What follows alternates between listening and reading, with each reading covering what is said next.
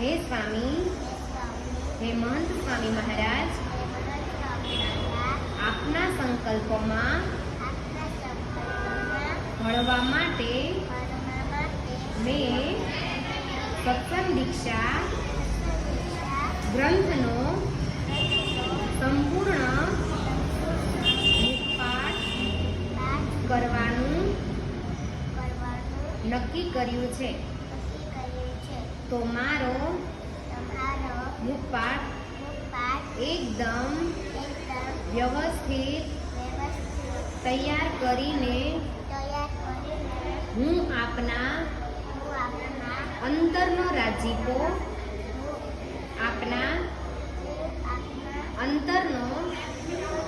રાજીપો પ્રાપ્ત કરી શકું તેવી બુદ્ધિ શક્તિ આપજો.